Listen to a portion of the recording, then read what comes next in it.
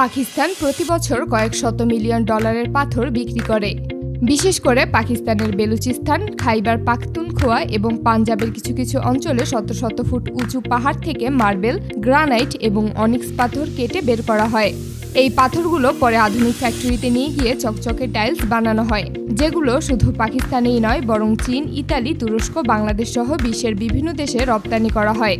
পাকিস্তানে মূলত পাহাড়ের ভেতর থেকে যে পাথরগুলো বের করা হয় তার মধ্যে সবচেয়ে জনপ্রিয় হচ্ছে মার্বেল।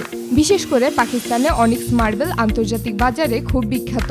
এই পাথরের ভেতরে সবুজ, সাদা, কালো কিংবা সোনালী রঙের অসাধারণ নকশা দেখা যায়। বেলুচিস্তানের পাহাড়ে এই পাথরের বিশাল খনি রয়েছে। সেখানে প্রথমে খনিজ বিশেষজ্ঞরা পাহাড় পরীক্ষা করেন। তারা দেখে পাহাড়ের কোন অংশে কত গভীরে ভালো মানের পাথর রয়েছে, কারণ সব পাথর টাইলস বানানোর উপযুক্ত হয় না। কিছু পাথরে ফাটল থাকে, কিছু পাথর আবার খুব দুর্বল হয়। তাই প্রথম ধাপেই বিশেষজ্ঞরা পুরো এলাকা স্ক্যান করে। এরপর শুরু হয় খনি তৈরির কাজ। পাহাড়ের যেই অংশে ভালো পাথর পাওয়া যাবে সেখানে বড় বড় কাঠ তৈরি করা হয়। আগে পাকিস্তানে অনেক জায়গায় ডিনামাইট ব্যবহার করে পাহাড় ভাঙা হতো, কিন্তু এতে বড় সমস্যা ছিল। বিস্ফোরণের কারণে পাথরের ভেতরে ফাটল তৈরি হয়ে যেত, ফলে ভালো মানের বড় ব্লক পাওয়া যেত না। বর্তমানে আধুনিক খনিগুলোতে ডায়মন্ড ওয়ার কাটিং মেশিন ব্যবহার করা হয়। এই মেশিনে স্টিলের তারের সাথে ছোট ছোট ডায়মন্ড বা হীরার বিট লাগানো থাকে। যখন সেই তার দ্রুত গতিতে ঘুরতে থাকে তখন সেটা ধীরে ধীরে পাহাড় কেটে বিশাল ব্লক আলাদা করে ফেলে।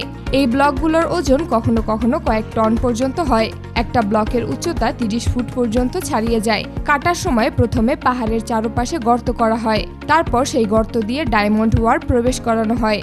মেশিন চালু হলে তারটি আস্তে আস্তে পাথর কাটতে থাকে। পুরো একটি ব্লক আলাদা করতে কখনো কয়েক ঘন্টা আবার কখনো কয়েক দিনও লেগে যায়।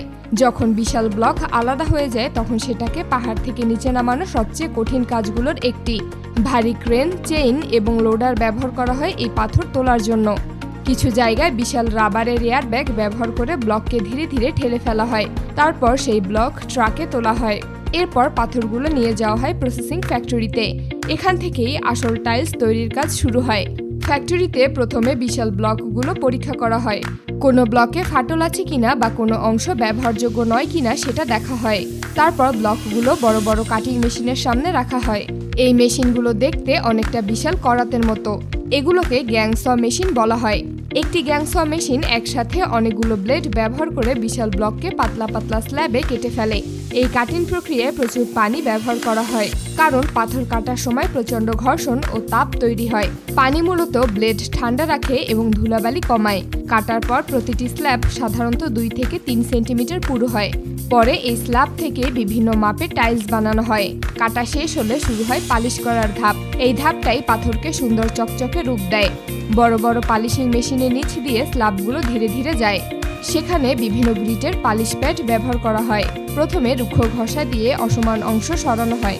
তারপর আরও সূক্ষ্ম পালিশ দিয়ে একেবারে কাচের মতো চকচকে ফিনিশ দেওয়া হয়। বিশেষ করে অনিক্স মার্বেল পালিশ করার পর ভেতরের নকশাগুলো অনেক বেশি স্পষ্ট হয়ে ওঠে।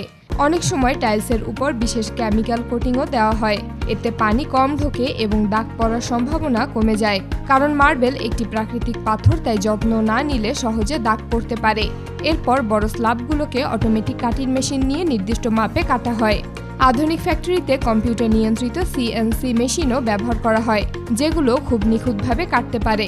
টাইলস তৈরি হয়ে গেলে সেগুলো আলাদা আলাদা করে পরীক্ষা করা হয়। কোথাও ফাটল আছে কিনা, রঙের সমস্যা আছে কিনা বা পালিশ ঠিকমতো হয়েছে কিনা সেটা দেখা হয়।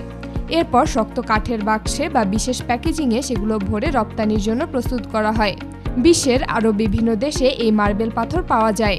চীন, তুরস্ক বা ভিয়েতনামে যে টাইলসগুলো পাওয়া যায় সেগুলো মূলত অনেক দামি হয়, কিন্তু পাকিস্তানের এগুলো লোকাল কারখানায় তৈরি করা হয় বলে এগুলোর দাম তুলনামূলকভাবে কম।